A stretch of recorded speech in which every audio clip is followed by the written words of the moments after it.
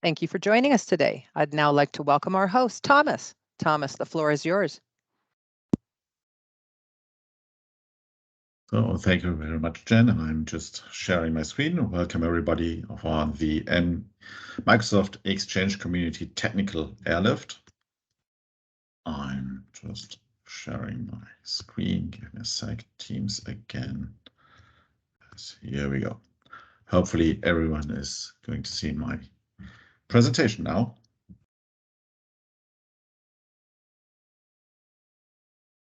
So my name is Thomas Stensitzki, and I'm going to talk about the service encryption with Purview Customer Key, which is focusing on encrypting and securing your data at rest in Microsoft 365. So before we take a look at what Purview Customer Key is and why it does exist for us to book in our Microsoft 365, we need to know what we do not cover as part of this session, but which is still important to know. So from an encryption standpoint, TLS transport encryption is a base technology for securing your data while being in transit. So the customer data between your client and the Microsoft 365 data is encrypted using standard TLS encryption. The same is true for any connection within the data center. So TLS is a given fact for encrypting data in transit.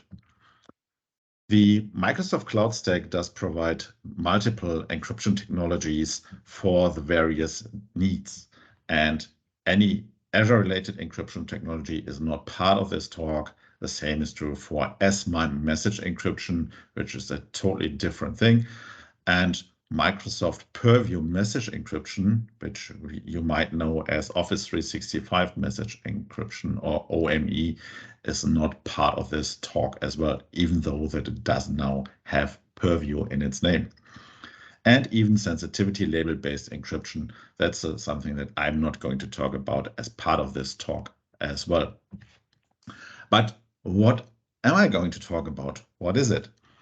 Let's again have a different look on how Microsoft 365 encryption works and what kind of encryption technologies are available. There is something like the Microsoft Managed Key approach, the bring your own key, or even double key encryption. This kind of encryptions focus on content-based encryption. So content itself, while being in transit, is secured using those technologies. When we talk about data at rest, we talk about data that is just, from a SharePoint perspective, stored as a file, or from Exchange perspective, data within a mailbox. And this is where Purview Customer Key comes into play. So this session is about data at rest and for data stored by applications, either in Exchange Online mailboxes or in SharePoint Online. When we talk about SharePoint Online, yes, please excuse me, this is an Exchange conference, but Purview Customer Key focuses on securing data in SharePoint and Exchange. So I need to make a short recap on how shredded storage works for SharePoint Online, because it's very important afterwards when we take a look at how Purview Customer Key works. So SharePoint Online encrypts files by default, and each and every document gets its own encryption key.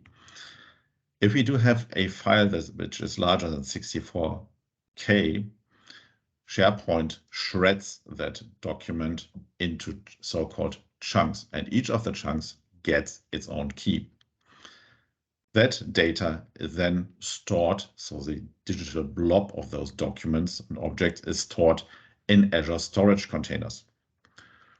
And as you can see, the chunks are randomly distributed across multiple storage containers. And even those storage containers have their own encryption key. And the encryption keys for the storage containers, in that case, are stored in a Microsoft key store. You can see that quite a lot of things are happening in the background when you use SharePoint Online. And the document keys are then stored in the content database of SharePoint Online. And Later in this presentation, you will see how Purview Customer Key interacts with the chunk keys. So what is Purview Customer Key? First of all, it's an additional encryption layer on top of BitLocker within the Microsoft data center. So any drive that is part or used in the Microsoft data center uses BitLocker. But the data itself, as soon as an administrator has access to an operating system, the BitLocker encryption is mostly transparent. So we need to have some kind of additional layer of encryption for encrypting the data. Therefore, we have the customer key available, which encrypts any data that is stored on drives already encrypted by BitLocker. This helps for our customers to meet dedicated compliance requirements for data encryption, because they can ensure that the data itself lying in the Microsoft data centers is encrypted by a key in control by the Microsoft 365 customer. And the key management around customer key is something which is now used because by default, even each tenant already does have a different tenant key. So the SharePoint Online encryption technology that I just showed uses different keys per tenant. So what are the customer key basics for Purview Customer Key?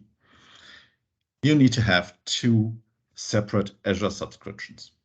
And there's a dedicated requirement that those subscriptions are not prepaid Azure subscriptions, but subscriptions that start as part of an enterprise agreement or are assigned to your tenant using from a cloud solution provider, so a CSP subscription.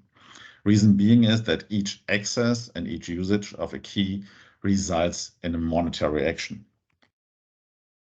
And the initial setup for customer key, so the overall general setup for your tenant, needs to be happened to via the Microsoft Fast Track portal. We'll take a look at the portal in detail later in this session. Purview Customer Key provides you with 3 different options for data address encryption. There is the general Microsoft 365 data address encryption, so a single encryption option across your tenant. We will see what kind of data can be encrypted using the M365 data address encryption and which cannot be encrypted. Then we have a dedicated Exchange Online option and a SharePoint Online encryption option, which includes, as you might know, OneDrive and Microsoft Teams as well.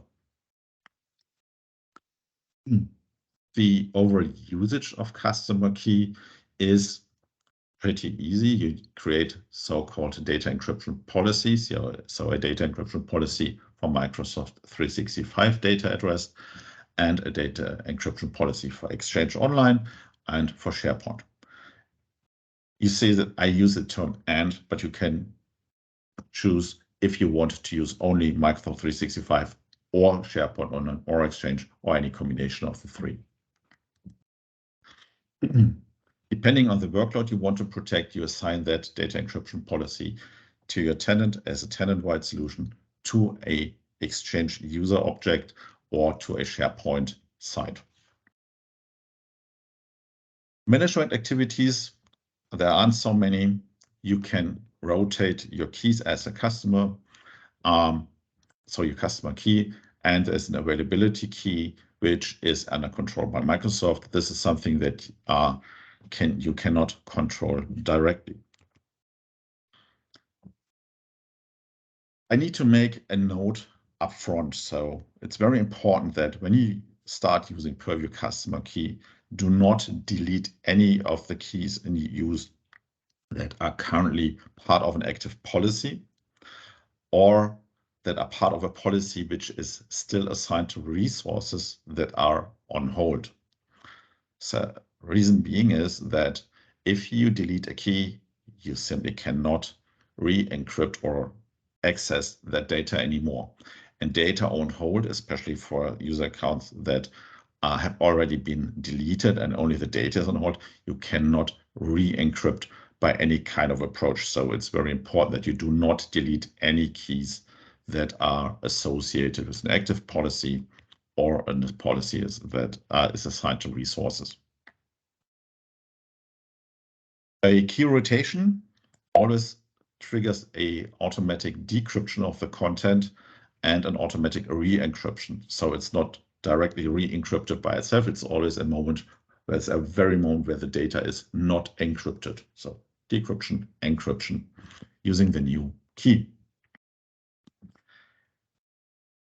Exchange Online requires that you have a license in place where the customer key option is available assigned to that specific user where you want to assign a Purview customer key.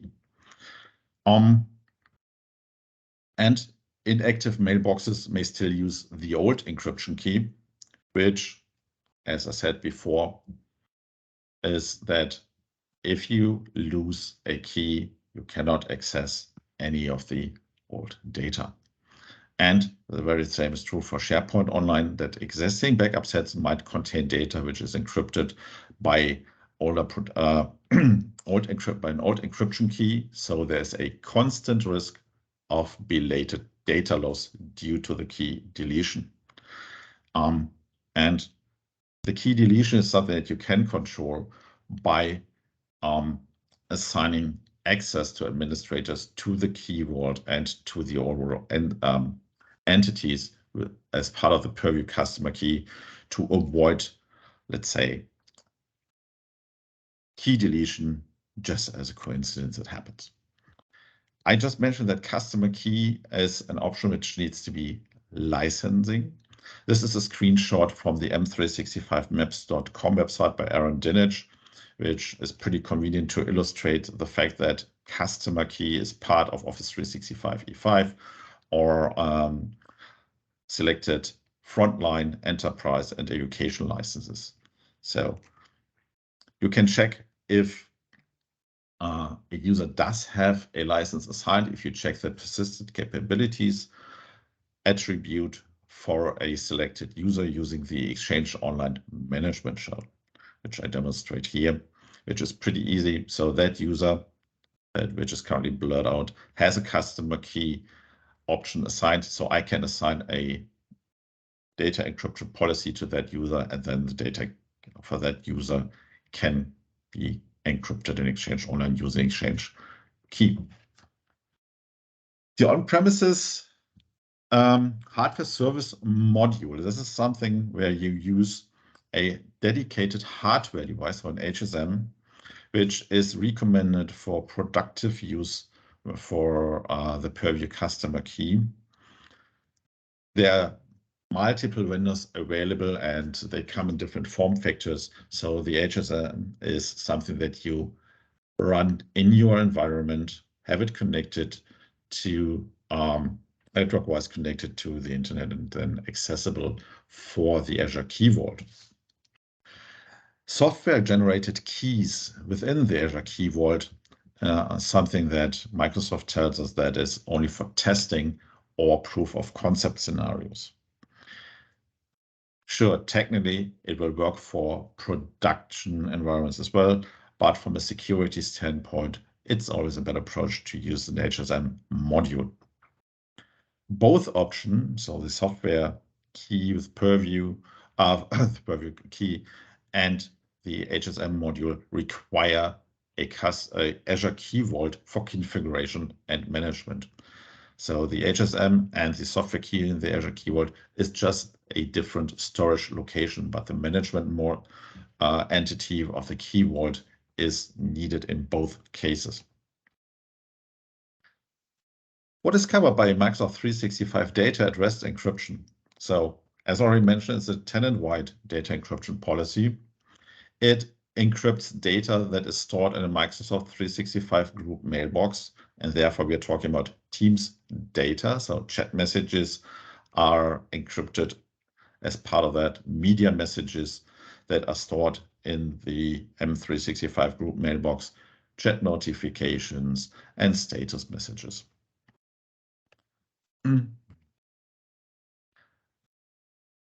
Data at rest encrypts Exchange Online mailboxes as well. So there is no general need to assign a dedicated Exchange Online data encryption policy. You can encrypt in an Exchange Online mailbox using the M365 general approach, so a single policy for all your users. You might want to use a dedicated Exchange Online policy for a selected set of users, like your C-level users or any other user in your company that has, well, dedicated or selected encryption requirements. And as you can see, some mailboxes that do not use a dedicated encryption policy are handled. Microsoft Information Protection makes use or can make use of the information protection, the data at rest key as well. So the exact data match sensitivity types, that the exact data match is a type of configuration for the sensitivity labels, for the labels that you define certain search criteria where that need to match and where then the encryption is applied. And it can be used by sensitivity labels as well. It does encrypt new teams and exact data match data after the encryption policy is assigned. It does not encrypt existing data. And the mailbox content itself is encrypted completely after the encryption policy is assigned. M365 data at rest does not encrypt SharePoint Online or OneDrive, and therefore no Teams files or recordings that are stored in SharePoint Online or Teams live event data is not encrypted as well. And an M365 data at rest encryption policy does not target any other workloads that store data in dedicated storage location like EMR or Planner. And you can have multiple data encryption policies configured within the tenant, but only one encryption policy is actively assigned tenant-wide. You see, this is slightly a caveat compared to the option to have dedicated encryption policies for Exchange Online and for SharePoint Online. Again, this is a tenant-wide encryption policy, and therefore only one encryption policy is actively assigned and in use. The encryption of SharePoint Online supports various recipient objects, so we can encrypt mailbox users. So that's that use case that we want to use Purview Customer Key for, because we do want to encrypt mailbox data. We can assign a DAP to mail users as well. So what kind of use case might that be? First of all, a mail user normally in a properly configured hybrid environment is a user object that waits for a on-premises mailbox being moved to the cloud.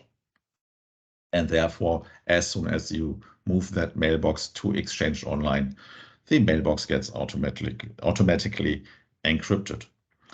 But at the very same time, a mail user having an on-premises mailbox might have, most likely, have a shard mailbox, shadow mailbox, so a digital twin in the substrate service of Exchange for access for the substrate service in Exchange Online, where already Teams stores data. So assigning a DAP to a mail user object ensures that the data for that shard mailbox is encrypted as well. Yeah, Microsoft 365 groups. That's pretty self-explaining because we already saw a few slides ago. The Microsoft 365 groups is the recipient target we want to encrypt when it comes to Outlook groups or Teams data. Shared mailboxes. Well, this is something that is pretty important when it comes to department-related data or any other data where people work together with a shared mailbox. You see that room and resource mailboxes at this point are not part of that list where you can assign an encryption policy. And we talk about public folder mailboxes in this case. So you do not assign an encryption policy directly to public folders, but to a public folder mailbox, which then ensures that that public folder mailbox encrypts the content as well. In that case, you can assign only one encryption policy per object. So there is no way in assigning multiple encryption policies. So if no encryption policy is assigned to a mailbox user, but there is a Microsoft 365 general Microsoft 365 encryption policy assigned, then the mailbox encrypts the data using the M365 encryption policy. And as soon as you assign a DAP, dedicated DAP to that object, the content gets re-encrypted using that dedicated encryption policy. Currently, there's a maximum of 50 concurrent active encryption policies per tenant. So you can configure 50 DAP policies that are actively assigned to Exchange Online objects. So for data stored in Exchange Online mailboxes, and therefore Exchange Online and Microsoft keys, so how does this key construct work? It begins with 2 customer keys, the Purview customer keys that are stored in Azure Key Vault.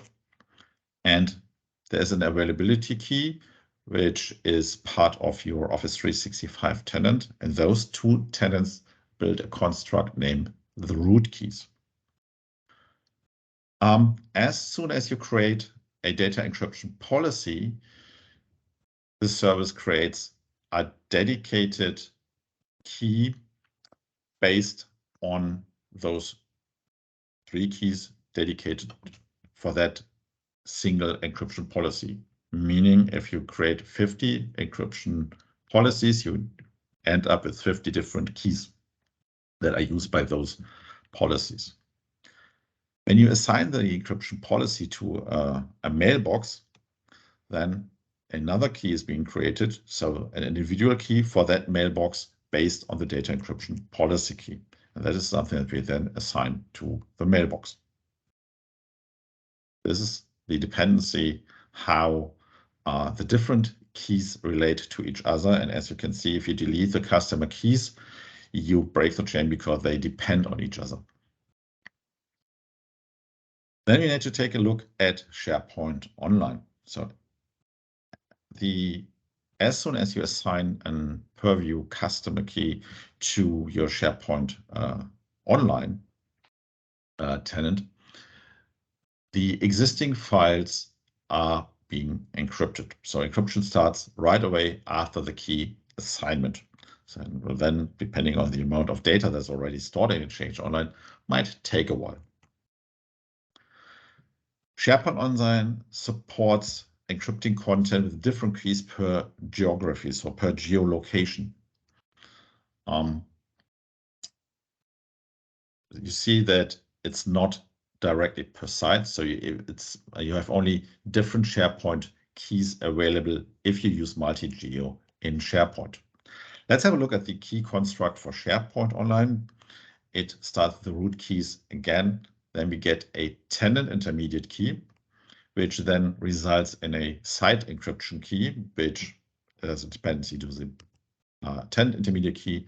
And there's the connection to the file chunks that I explained earlier in the deck, because each chunk gets its own encryption key and is assigned then to the data chunk, which means if I do have a file which contains of 200 chunks, then 200 different keys are created and stored in the SharePoint Online database.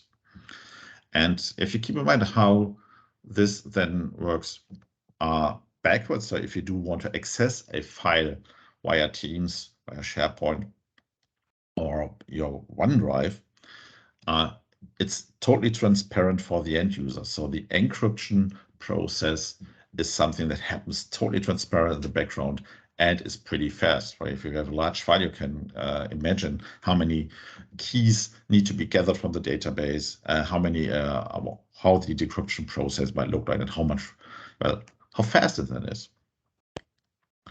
If you lose your customer key, what do you think is your option? What can you do to get access to at least the actively assigned data currently encrypted? So the loss of customer key can be mitigated by Microsoft support, because the availability key can be used for decrypting the content for you. So it's nothing that can be used to decrypt content to read without your knowledge, but just to ensure that you can get access to your content again by initiating an availability key-based decryption, which then offers you the option to assign new keys from a new encryption policy and re-encrypt the data again. And when you offboard the service, which might be something that you consider sometime in the future, you can request the deletion of the availability key from the Microsoft support, because this definitely then results in a situation where that data cannot be decrypted anymore. It can only be deleted. Let's have a look at the implementation of Purview Customer Key. What are the steps required to implement your customer key option? As already mentioned in the beginning, we do need to have 2 Azure subscriptions. And we need to have those Azure subscriptions in place before we start the Fast Track portal. So you need to either use your enterprise agreement access to the Azure portal, or get your Azure subscription from your CSP partner.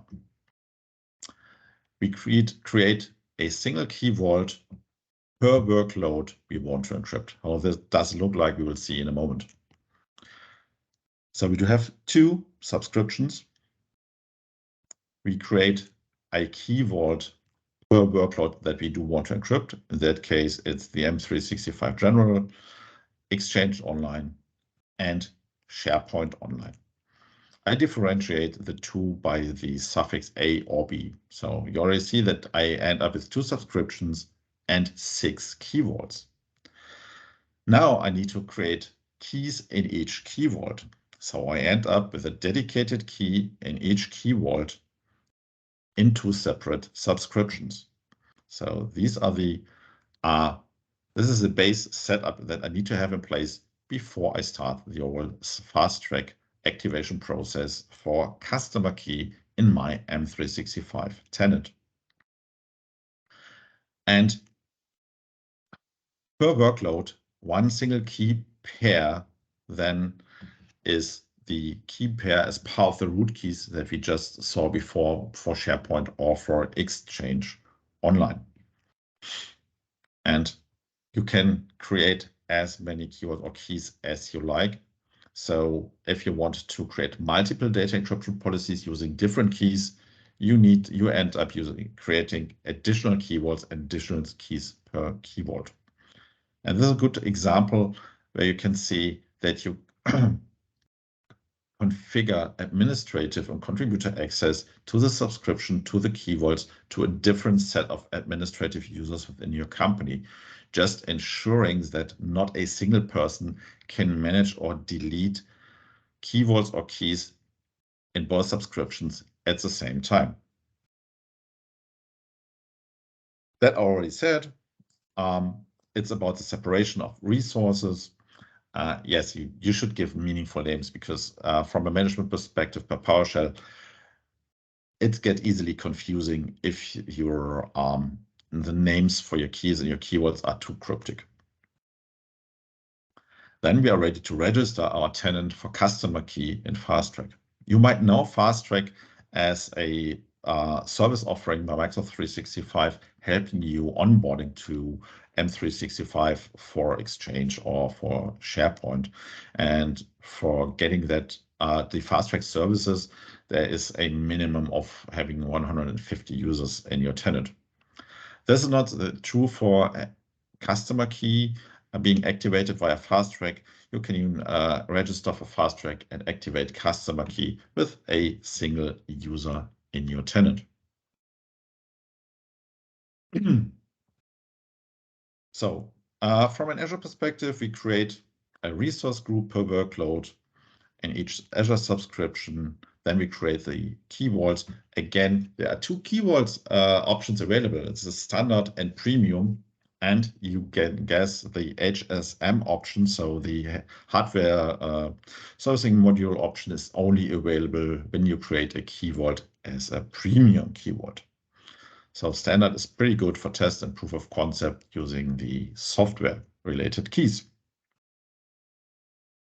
Access permissions I already mentioned. Yes, to make it easier, do not assign dedicated accounts, but create administrative security groups for permission assignment. You create the keys in the vault. Take a look at Fast Track. So fasttrack.microsoft.com, you need to register. If your tenant hasn't been using Fast Track before, you need to sign in using a global administrator because you need to give consent for Fast Track accessing tenant data from Azure Active Directory. You register for Fast Track with as the administrator or some kind of legal person representing your company. And after that, you have the option to select deploy and select any of the customer key options that you want to implement. As I already said, you can use all three of them. You can use only SharePoint, only Exchange, only M365, or any combination of the three. But the process is pretty same, and this is the same for all of the three of them.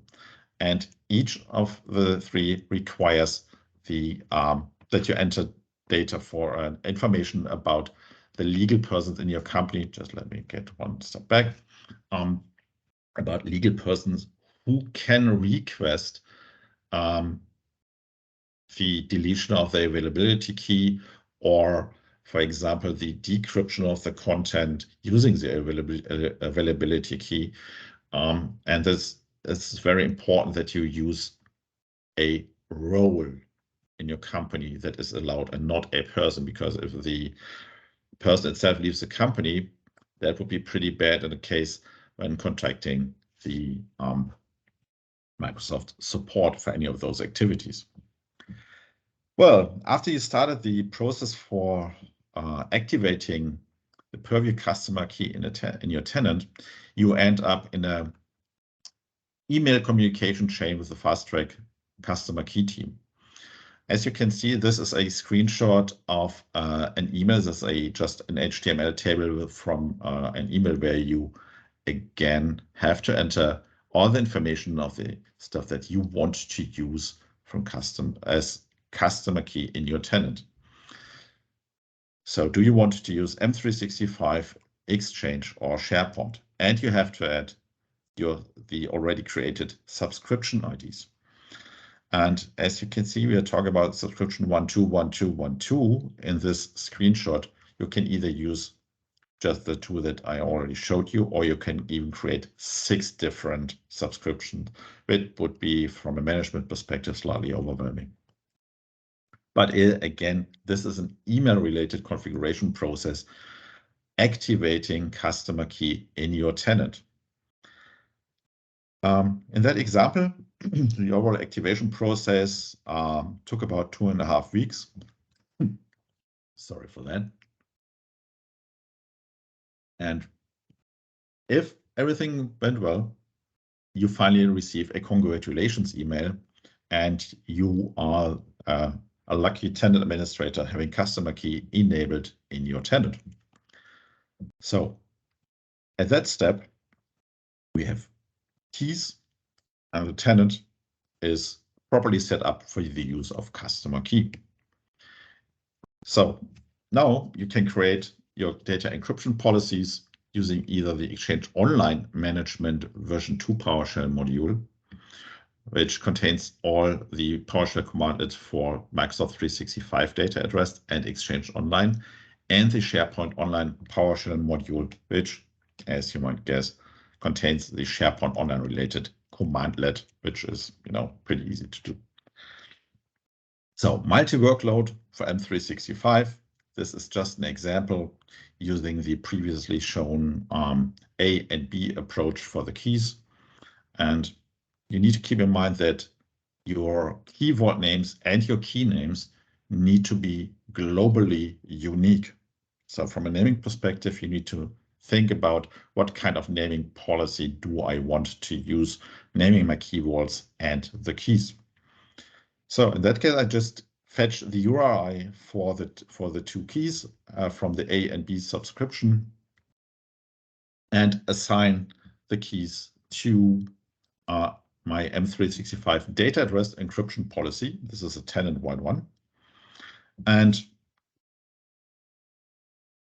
after I've created the policy, I use the set commandlet by assigning and bringing the encryption policy in use. It's a similar approach for Exchange Online. In that case, I fetch the URIs again and create a new policy. And depending on the Exchange Online objects that I do want to protect or encrypt the data for, I use either the set mailbox command, set mail user, or set unified group. So yet the set unified group commandlet is the one required for activities regarding Microsoft 365 groups. You see in the second commandlet that, oops, sorry for that, that the public folder parameter ensures that you encrypt a mailbox, a public folder mailbox. You can check the if a mailbox is encrypted using the get mailbox statistics commandlet, using the any given user UPN or the mailbox UPN, and check for the is encrypted attribute. So as you see, setting up Purview customer key and bring customer key to life is pretty easy. It's just time consuming. So I hope I brought you something new and how you can protect your data addressed in M365. If you have any questions, just please contact me, and I now take a look at the chat for any questions that might have asked. So, Michael, I will go backwards. Do I need both keys to decrypt, or just one from one subscription? No, you need both, because as you have seen, and both keys are used to generate. So we have assigned both keys to a data encryption policy. So you need both keys for a proper decryption. So even deleting a single key would be fatal for accessing the data.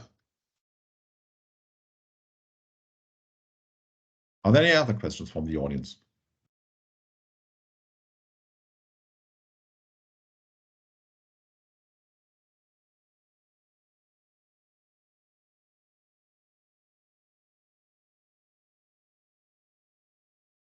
Everybody, you can raise your hand or even just chat. Oh. Let's see. Wait, let me see. Oh, Paul. Oh, Jason, is there a way to audit where a key is used? That is a good one, because this is part of the Azure key vault and the key usage. It should be part. I do not know the very answer to that, Jason. If you don't mind, please contact me after the session or tomorrow, and I will follow up with you directly.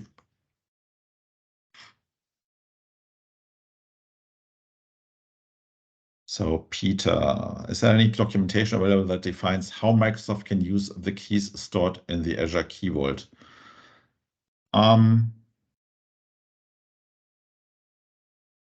So Peter, I definitely cannot answer that question because I do not know the answer to that. In general, Microsoft does not use your keys from a let's say personal perspective, that some Microsoft Personal X has access to your keys, because even Exchange Online or SharePoint Online cannot access your keys by default. You do have to assign fetch and read permissions for the service principals within for SharePoint Online or for Exchange Online. So by default, the keys in your key vault are totally private to you. You have full control over assigning permissions for access permission to those keys. I know there's not necessarily the sufficient answer that you want to hear, but you need to create you need to assign dedicated access permissions for the key usage. But another thing is that you need to keep in mind when you have a key vault, which is CSP based, is if you already have a CSP assigning licenses to your M365 tenant, then you know that your CSP partner does have help desk or even global administrator rights by default accessing your M365 tenant. The very same is true for a CSP Azure subscription, because the overall idea is that your CSP helps you in the case that you have any technical difficulties. So you need to verify access permissions for your CSP partner to your key vault and your keys, because the access permissions are inherited. So from my perspective, it's not necessarily Microsoft that you should worry about if you stay with software keys, but even your CSP partner. Thank you for participating to both keys. I definitely, Jason, I already answered that one. That if I need to follow up repost. Peter, the repost. Thank you very much. Sorry for joining late, Dean.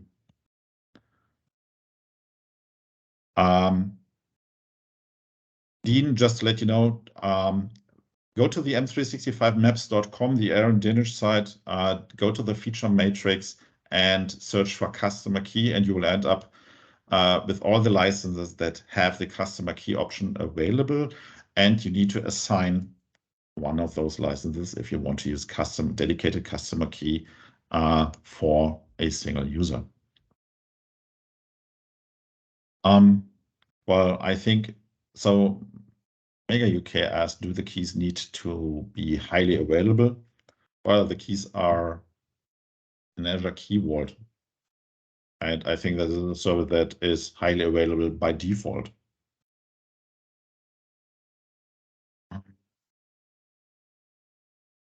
Michael Wisniewski asked, so is audited who decrypts the mailbox using the keys? So in that case, in the Azure Key Vault, I see who fetches the keys for usage. I do not see which mailbox is being decrypted, but I think this is something that I'm going to take. Oh, Raphael is in the call as well. So that's something that I will have to take as a question with me to see if we can identify who decrypts the mailbox using the keys. Oh, Raphael already mentioned that monitoring additional contacting BaFin ready. Let's see what that means.